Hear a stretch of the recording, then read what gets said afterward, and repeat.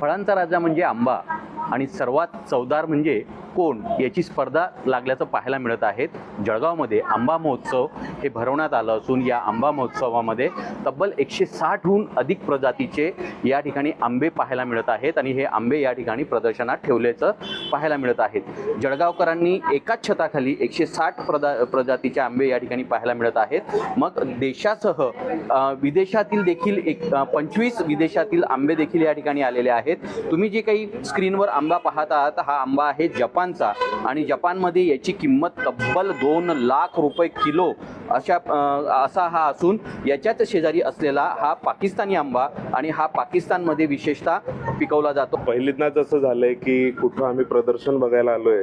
पूर्ण आयुष्यात मी आजपर्यंत बघितलं नाही की कुणी आंब्याचं प्रदर्शन ठेवलंय आणि याच्यामध्ये पण 150 प्रकारचे आंबे। आपल्याला माहिती तसे 3 ते 4 प्रकारचे आंबे असतात, जास्तीत जास्त 10 प्रकारचे, पण इथं 150 प्रकारचे आंबे मी आयुष्यात पहिल्यांदा बघितले।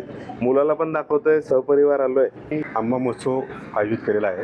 याच्यामध्ये भारतातल्या काही नामांकित व्हरायटी आहेत, दुर्मिळ व्हरायटी आहेत, अशा 100च्या पुढे व्हरायटी आहेत आणि काही विदेशातल्या 20 व्हरायटी आहेत। त्याच्यामध्ये जापानचा मियाजाकी आहे, इस्रायलचा माया आहे, USA अमेरिकेतला टॉमी ॲटकिन्सन आहे। सर्व आंबा फळांचा राजा आहे, बघता यावं, त्याचा सुगंध घेता यावा।